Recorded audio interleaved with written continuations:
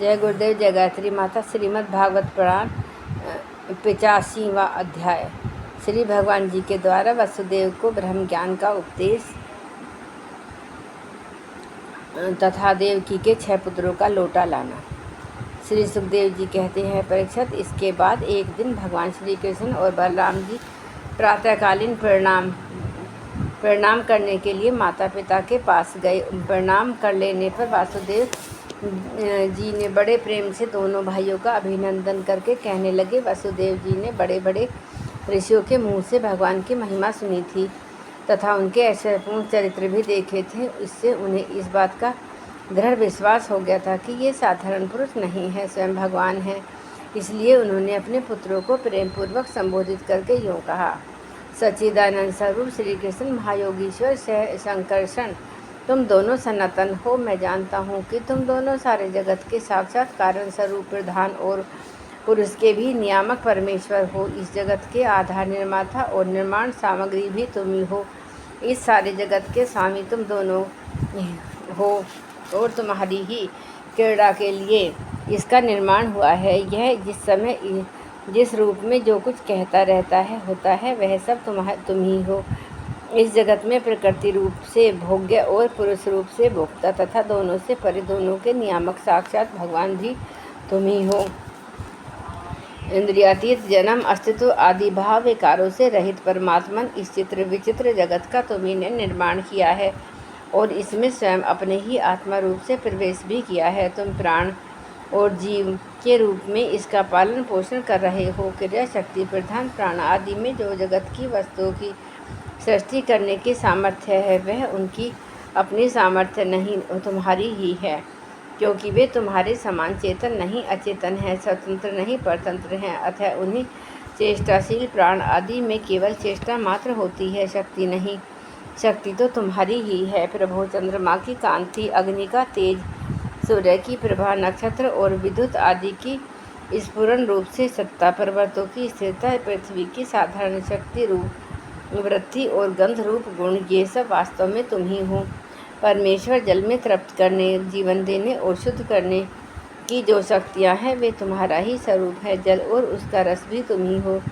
प्रभो, इंद्रिय शक्ति, अंतःकरण की शक्ति, शरीर की शक्ति, इसका हिलना डुलना, चलना फिरना, ये सब वायु की शक्तियाँ तुम्हारी ही हैं। दिशाएं और उनके अवकाश भी तुम ही हो। आकाश और उसका आश्रयभूत स्फोट, शब्द, तन्मात्रा या परा, वाणी, नाद, पश्यंती, ओंकार, मध्यमा तथा वर्ण, अक्षर तथा पदार्थों का अलग अलग निर्देश करने वाले पद्य रूप वैखरी वाणी भी तुम ही हो। इंद्रियां, इनकी विषय प्रकाशनी शक्ति और अधिष्ठात देवता तुम ही हो। बुद्धि की निश्चय आत्मिकता शक्ति और जीव की विशुद्ध स्मृति भी तुम ही हो। भूतों में उनका कारण तामस अहंकार, इंद्रियों में उनका कारण तेजस अहंकार और इंद्रियों के अधिष्ठात देवताओं में उनका कारण सात्विक अहंकार तथा जीवों के आवागमन का कारण माया भी तुम ही हो। भगवान, जैसे मिट्टी आदि वस्तुओं के विकार, घड़ा, वृक्ष आदि में मिलकर मिट्टी निरंतर, उसी प्रकार जितने भी विनाशमान पदार्थ हैं, उनमें तुम कारण रूप से अविनाशी तत्व ही हो। वास्तव में वे सब तुम्हारे ही स्वरूप हैं। प्रभो, सत्व, रज, तम, ये तीनों गुण और उनकी वृत्तियाँ, परिणाम, महत्व आदि पर ब्रह्म परमात्मा में तुमसे योग माया के द्वारा कल्पित हैं। इसलिए ये जितने भी जन्म, अस्थि, वृद्धि, परिणाम आदि भाव विकार है, वे तुम में सर्वथा नहीं हैं। जब तुम में इनकी कल्पना कर ली जाती है, तब तुम इन विकारों में अनुगचान पड़ते हो। कल्पना की निवृत्ति हो जाने पर तो निर्विकल्प परमार्थ रूप स्वरूप तुम ही हो। यह जगत सत्वरज तम, इन तीनों गुणों का प्रवाह है। देह, इंद्रियें, अंतःकरण, सुख दुख और राग लोभ आदि उन्हीं के कार्य हैं।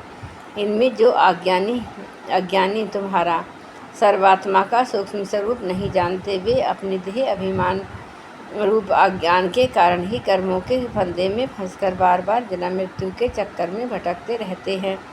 परमेश्वर, मुझे शुभ प्रारब्ध के अनुसार इंद्रियों की सामर्थ्य से युक्त अत्यंत दुर्लभ मनुष्य शरीर प्राप्त हुआ है, किंतु तुम्हारी माया के वश होकर मैं अपने सच्चे स्वार्थ परमार्थ से असावधान हो गया हूँ और मेरी आयु सो ही बीत गई है। शरीर में हूँ मैं, प्रभु यह शरीर में मैं हूँ, इस शरीर के संबंधी मेरे अपने हैं। इस सहमता और ममता रूप स्नेह की फांसी से तुमने इस सारे जगत को बांध रखा है। मैं जानता हूँ कि तुम दोनों मेरे पुत्र नहीं हो, संपूर्ण प्रकृति और जीवों के स्वामी हो। पृथ्वी के भारूप राजाओं के नाश के लिए ही तुमने अवतार ग्रहण किया है। यह बात सुनने तुमने मुझसे कही भी थी, इसलिए राजीन जनों के हितैषी शरणागत वत्सल मैं तुम्हारे चरण कमलों की शरण में हूँ, क्योंकि वे शरणागतों के संसार भय को मिटाने वाले हैं। अब इंद्रियों की लोलुपता से भर आया हूँ, इसी के कारण मैंने मृत्यु के ग्रास इस शरीर में आत्मबुद्धि कर ली है। और तुमसे जो कि परमात्मा हो पुत्र बुद्धि प्रभु, तुमने प्रसव गृह में ही हमसे कहा था कि यद्यपि मैं अजन्मा हूँ, फिर भी मैं अपनी ही बनाई हुई धर्म मर्यादा की रक्षा करने के लिए प्रत्येक युग में तुम दोनों के द्वारा अवतार ग्रहण करता रहा हूँ। भगवान, तुम आकाश के समान अनेक वीर शरीर ग्रहण करते हो, छोड़ते रहते हो। वास्तव में तुम अनंत एकरस सत्ता हो। तुम्हारी आश्चर्यमय शक्ति योग माया का रहस्य भला कौन जान सकता है। तुम लोग तुम्हारी कीर्ति का गान करते रहते हैं। श्री सुखदेव जी कहते हैं, परीक्षित वासुदेव की ये वचन सुनकर यदुवंशी शिरोमणि भक्त वत्सल भगवान श्री कृष्ण मुस्कुराने लगे। उन्होंने विनय से झुककर मधुर वाणी से कहा। भगवान श्री कृष्ण ने कहा, पिताजी, हम तो आपके पुत्र ही हैं। हमें लक्ष्य करके आपने यह ब्रह्म ज्ञान का उपदेश किया है। हम आपकी एक एक बात इतनी मानते हैं। पिताजी, आप लोग, मैं, भैया बलराम जी, सारे द्वारिकावासी, संपूर्ण चराचर जगत, सब के सब आपने जैसा कहा है वैसे ही हैं। सबको ब्रह्मरूप ही समझना चाहिए। पिताजी, आत्मा तो एक ही है, परंतु वह अपने में ही गुणों की सृष्टि कर लेता है और गुणों के द्वारा बनाए हुए पंचभूतों में एक होने पर भी, अनेक स्वयं प्रकाश होने पर भी, दृश्य अपना स्वरूप होने पर भी, अपने से भिन्न नित्य होने पर, अनित्य और निर्गुण होने पर सगुण के रूप में प्रतीत होता है। जैसे आकाश, वायु, अग्नि, जल और पृथ्वी, ये पंच महाभूत अपने कार्य घट कुंडल आदि में प्रकट अप्रकट, बड़े छोटे, अधिक थोड़े और अनेक प्रतीत होते हैं, वैसे ही आत्मा में भी उपाधि के भेद से नानात्व की प्राप्ति होती है। इसलिए जो मैं हूँ वही सब है। इस दृष्टि से आपका कहना ठीक ही है। श्री सुखदेव जी कहते हैं, परीक्षित, भगवान श्री कृष्ण के इन वचनों को सुनकर वसुदेव जी ने नाना बुद्धि छोड़ दी। वे आनंद में मगन होकर वाणी से मौन और मन में निसंकल्प हो गए। कुरुश्रेष्ठ, उस समय वहाँ सर्वदेवमयी देवकी भी बैठी हुई थी। वे बहुत पहले से ही यह सुनकर अत्यंत विस्मित थी कि कृष्ण और बलराम जी अपने मरे हुए गुरुपुत्र को यमलोक से वापस ला दिया है। अब उन्हें अपने उन पुत्रों की याद आ गई जिन्हें कंस ने मार डाला था। उनके स्मरण से देवकी जी का हृदय आतुर हो गया, नेत्रों से आंसू बहने लगे। उन्होंने बड़े ही करुण स्वर में कृष्ण जी और बलराम जी को संबोधित करके कहा। देवकी जी ने कहा, लोकाभिराम राम, तुम्हारी शक्ति मन और वाणी से परे है। श्री कृष्ण, तुम योगेश्वर के भी ईश्वर हो। मैं जानती हूँ कि तुम दोनों प्रजापतियों के भी ईश्वर आदि पुरुष नारायण हो। यह भी मुझे निश्चित रूप से मालूम हो गया है। जिन लोगों ने कालक्रम से अपना धैर्य, संयम और सद्गुण खो दिया है तथा शास्त्र की आज्ञाओं का उल्लंघन करके जो स्वेच्छाचारण पारायण हो रहे हैं, भूमि के भारभूत उन राजाओं का नाश करने के लिए ही तुम दोनों मेरे गर्भ से अवतीर्ण हुए हो। विश्वासमतन तुम्हारे पुरुषरूप अंश ने उत्पन्न हुई माया से गुणों की उत्पत्ति होती है और उनके लेश मात्र से भी जगत की उत्पत्ति, विकास और प्रलय होता है। आज मैं शरणांत करण से तुम्हारी शरण हो रही हूँ। मैंने सुना है कि तुम्हारे गुरु संदीपनी जी के पुत्र को मरे हुए बहुत दिन हो गए थे। उनको गुरु दक्षिणा देने के लिए उनकी आज्ञा तथा काल की प्रेरणा से तुम दोनों ने उनके पुत्रों को यमपुरी से वापस ला दिया। तुम दोनों योगेश्वर के भी योगेश्वर हो, इसलिए आज मेरी अभिलाषा पूर्ण करो। मैं चाहती हूँ कि तुम दोनों मेरे उन पुत्रों को जिन्हें कंस ने मार डाला था ला दो और उन्हें मैं भर आँख देख लूँ। श्री सुखदेव जी कहते हैं, प्रिय परीक्षित, माता देवकी की यह बात सुनकर भगवान श्री कृष्ण और बलराम जी योग माया का आश्रय लेकर सुखलोक में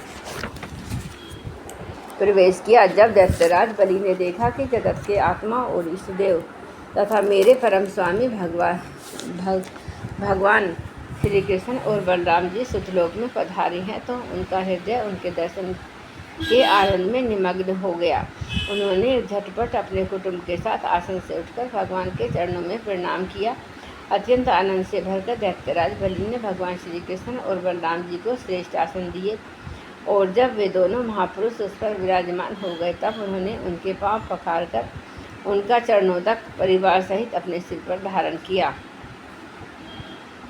परीक्षित, भगवान के चरणों का जल ब्रह्म पर्यंत सारे जगत को पवित्र कर देता है। इसके बाद दैत्यराज बलि ने बहुमूल्य वस्त्र दैत्यराज बलि ने कहा, बलराम जी, आप अनंत हैं, आप इतने महान हैं कि शेषादि सभी विग्रह आपके अंतर्भूत हैं। सच्चिदानंद स्वरूप श्री कृष्ण, आप सकल जगत के निर्माता हैं। ज्ञान योग और भक्ति योग दोनों के प्रवर्तक आप ही हैं। आप स्वयं ही परब्रह्म और परमात्मा हैं। हम आप दोनों को बार बार नमस्कार करते हैं। भगवान, आप दोनों के दर्शन प्राणियों के लिए अत्यंत दुर्लभ हैं, फिर भी आपकी कृपा से वह सुलभ हो जाता है, क्योंकि आज आपने कृपा करके हम रजोगणी और तमोगणी स्वभाव वाले दैत्यों को भी दर्शन दिया है। तो प्रभु, हम और हमारे ही समान दूसरे दैत्य, दानव, गंधर्व, सिद्ध विद्याधर, चारण, यक्ष, राक्षस, पिशाच, भूत और प्रमथ नायक आदि आपका प्रेम से भजन करना तो दूर रहा, आपसे सर्वदा दृढ़ वैर भाव रखते हैं, परंतु आपका श्री विग्रह साक्षात वेद में और विशुद्ध सत्व स्वरूप है। इसलिए हम लोगों में से बहुतों ने दृढ़ वैर भाव से, कुछ ने भक्ति से और कुछ ने कामना से आपका स्मरण करके उस पद को प्राप्त किया है, जिसे आपके समीप रहने वाले सत्व प्रधान देवता आदि भी नहीं प्राप्त कर सकते। योगेश्वरों के अधीश्वर बड़े बड़े योगेश्वर भी प्राय यह बात नहीं जानते कि आपकी योग माया यह है कि ऐसा है, फिर भी हमारी तो बात ही क्या है। इसलिए स्वामी, मुझ पर ऐसी कृपा कीजिए, मेरी चित्तवृत्ति आपके उन चरण कमलों में लग जाए जिसे किसी की अपेक्षा न रखने वाले परमहंस लोग ढूंढा करते हैं। उनका आश्रय लेकर मैं उससे भिन्न उस घर गृहस्थी के अंधेरे कुएं से निकल जाऊं। प्रभु, इस प्रकार आपके उन चरण कमलों की, जो सारे जगत के एकमात्र आश्रय हैं, शरण लेकर शांत हो जाऊं और अकेला ही विचरण करूं। यदि कभी किसी का संग करना ही पड़े तो सबके परम हितैषी संतों का ही। प्रभु, आप समस्त चराचर जगत के नियंता और स्वामी हैं। आप हमें आज्ञा देकर निष्पाप बनाइए, हमारे पापों का नाश कर दीजिए, क्योंकि जो पुरुष श्रद्धा के साथ आपकी आज्ञा का पालन करता है, वह विधि निषेध के बंधन से मुक्त हो जाता है। भगवान श्री कृष्ण ने कहा, दैत्यराज, स्वयंभू मंत्र प्रजापति मरीचि की पत्नी पूर्णा के गर्भ से 6 पुत्र उत्पन्न हुए थे। वे सभी देवता थे। वे यह देखकर कि ब्रह्मा जी अपनी पुत्री से समागम करने के लिए उद्यत हैं, हंसने लगे। इस परिहास रूप अपराध के कारण उन्हें ब्रह्मा जी ने शाप दे दिया और वे असुर योनियों में हिरण्यकश्यप के पुत्र से उत्पन्न हुए। अब योग माया ने उन्हें वहां से लाकर देवकी के गर्भ में रख दिया और उनको उत्पन्न होते ही कंस ने मार डाला। दैत्यराज, माता देवकी जी अपने उन पुत्रों के लिए अत्यंत शोकातुर हो रही हैं और वे तुम्हारे पास हैं। अतः हम अपनी माता का शोक दूर करने के लिए इन्हें यहाँ से ले जाएंगे। इसके बाद ये शाप से मुक्त हो जाएंगे और आनंदपूर्वक अपने लोक में चले जाएंगे। इनके 6 नाम हैं, शमर, उदीरथ, परिशंग, पतंग, शत्रुबुद्ध और घृण्य। इन्हें मेरी कृपा से पुनः सद्गति प्राप्त होगी। परीक्षित, इतना कहकर भगवान श्री कृष्ण चुप हो गए। दैत्यराज बलि ने उनकी पूजा की। इसके बाद श्री कृष्ण और बलराम जी बालकों को लेकर द्वारिका लौट आए तथा माता देवकी को उनके पुत्र सौंप दिए। उन बालकों को देखकर देवी देवकी के हृदय में वात्सल्य स्नेह की बाढ़ आ गई। उनके स्तनों से दूध बहने लगा और वे बार बार उन्हें गोद में लेकर छाती से लगाती और उनका सिर सूंघती। पुत्रों के स्पर्श के आनंद से सरोवर आनंदित देवकी ने अपने स्तनपान कराया और वे विष्णु भगवान की उस माया से मोहित हो रही थी जिससे वे यह सृष्टि चक्र चलता है। परीक्षित, देवकी जी के स्तनों का दूध साक्षात अमृत था। क्यों न हो, भगवान श्री कृष्ण जो उसे पी चुके थे, उन बालकों ने वही अमृत में दूध पिया। उसी दूध के पीने से भगवान श्री कृष्ण के अंगों का संस्पर्श होने से उन्हें आत्म साक्षात्कार हो गया। इसके बाद उन लोगों ने भगवान श्री कृष्ण, माता देवकी, पिता वसुदेव और बलराम जी को नमस्कार किया। तदनंतर सबके सामने ही वे देवलोक में चले गए। परीक्षित देवी देवकी की यह देखकर अत्यंत विस्मित हो गई कि मरे हुए बालक लौट आए और फिर चले भी गए। उन्होंने ऐसा निश्चय किया कि यह श्री कृष्ण का ही कोई लीला कौशल है। परीक्षित, भगवान श्री कृष्ण स्वयं परमात्मा हैं, उनकी शक्ति अनंत है। उनके ऐसे अद्भुत चरित्र इतने ही किसी प्रकार का उसका पार नहीं पाया जा सकता। सूत जी कहते हैं, शौनकादि ऋषियों, भगवान श्री कृष्ण की कीर्ति अमर है, अमृतमयी है। उनका चरित्र जगत के समस्त पापों ताप का मिटाने वाला है तथा भक्तजनों के पूर्ण कुहरों में आनंद सुधा प्रवाहित करने वाला है। इसका वर्णन स्वयं व्यास नंदन भगवान श्री सुखदेव जी ने किया। जो इसका श्रवण करता है तथा दूसरों को सुनाता है, उसकी संपूर्ण चित्तवृत्ति भगवान में लग जाती है और वह उन्हीं के परम कल्याण रूप धाम को प्राप्त होता है। जय गुरुदेव, जय गुरुदेव।